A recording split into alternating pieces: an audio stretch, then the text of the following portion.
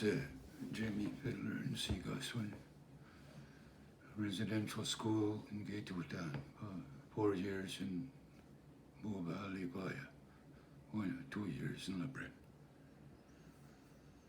And when I talk about Orange Shirt Day, it brings back many feelings for me.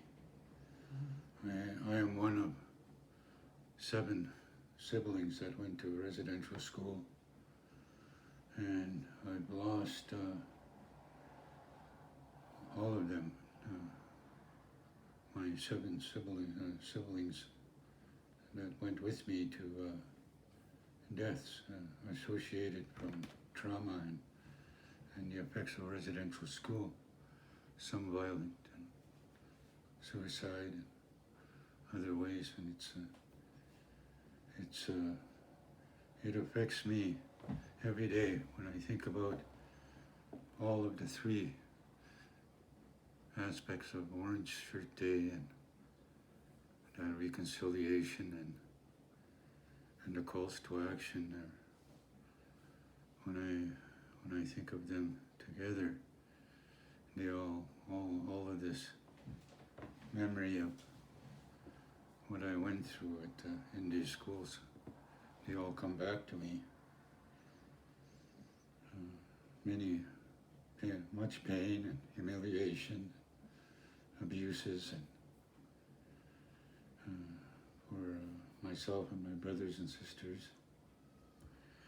And in a way, it was a system that the government put in place to take our children away and segregate them,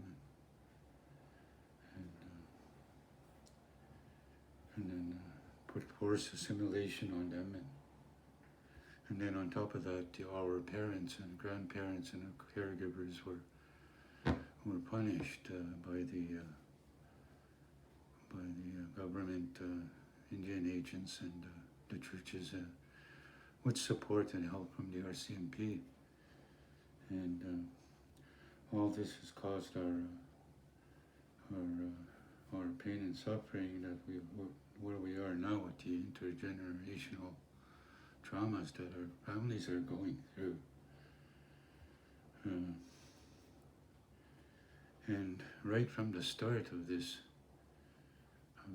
government, the systematic racism was initiated, and the ethnocentric practices also, in an attempt to destroy us as who we are, in our languages, our cultures, and how we, and our protocols.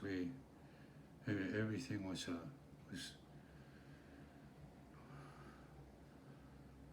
was taken away from us. That even the clothes that we came there with were taken away, and we were replaced with all the same kind of uniforms, even though we had beautiful, brand new clothes when we went there. So that was the start of much healing and much suffering, and for my brothers and sisters.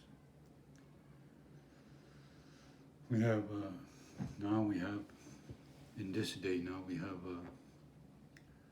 these intergenerational traumas that left our children and our grandchildren in disarray. We lack in role models for our children and grandchildren, because a lot of us are still healing through these traumas and these abuses, and we can't.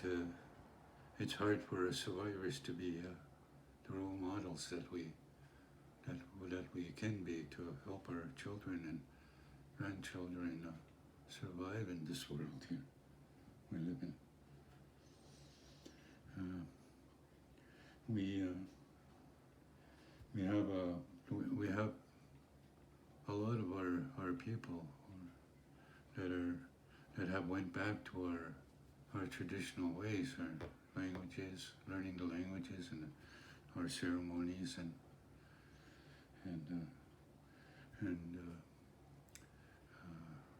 learning about our treaties with with our non-Indigenous treaty partners, and we take our treaties very seriously. We see them as a covenant, and we want a better life for our children and our grandchildren, and we have our treaties to fall back onto. That's what keeps our treaties are what drives our people to so we have a voice in this society, so we can make things better for our future generations. Personally, in my family, there's a lot of intergenerational trauma. A lot of it has to do with dealing with things like animosity and anger that continues to be a problem in my family through generations now. And distrust of leadership is another one that my people and my children have a problem with. Addictions, of course, that play a major role, and then a lack of positive self-esteem by our people. And a lot of these things I believe, are causing the suicide numbers and the people to lose faith in trying to survive in this world where they feel they're not a part of society, they're not accepted in this society. So we're in a state where we need to, as survivors, we have to do the healing and wellness within ourselves and within our families, and try our best to role model that healing and wellness, and to try and get those deal with those traumas on a daily basis, and not give up. We have to akameimo. We have to persevere. And things are going to be better for our future generations. With that, I want to say a few words in Cree that mean a lot to me as in my healing, in my family. And these ones are like manachito, which is respect for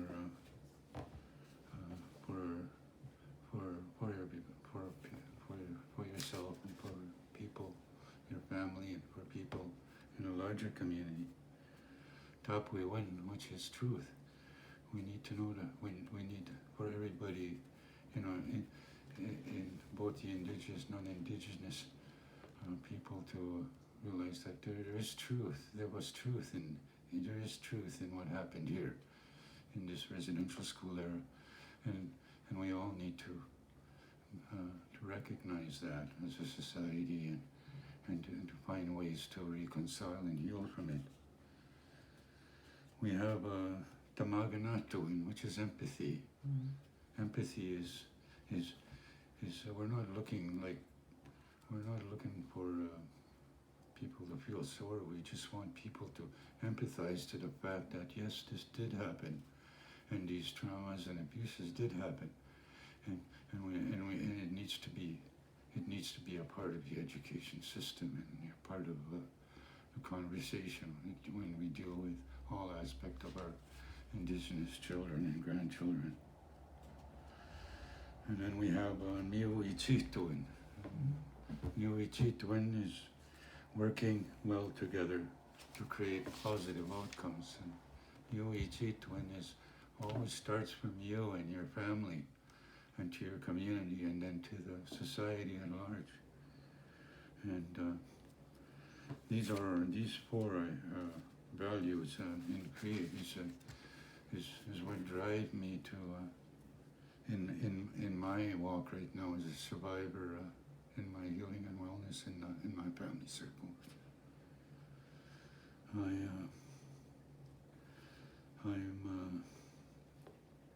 I'm glad to be a part of the residential school survivors, and want to say one thing before I end, that we have to consider the survivors that have went in the spirit world ahead of us. The pain, the hurt, the abuses they suffered. Those have to be, we have to think about that, because they have families here that are still with us now, grandchildren, great-grandchildren. We have to think of them, because they are survivors too. My mom and dad went to residential school. I'm the second generation, me and my siblings going. So there's a lot of things to think about, and when it comes to how it affects us, and there are days where you're fine, and there are days where you're not so fine, because you get things that trigger you to come back and cause you to cry inside and outside. So, and but you know, we need to continue to strive to persevere and be strong for our children, our grandchildren. Make sure that we use our cultural practices, you know, along with the values I mentioned, to heal our children through these generations yet to come. Oksana, Thank you.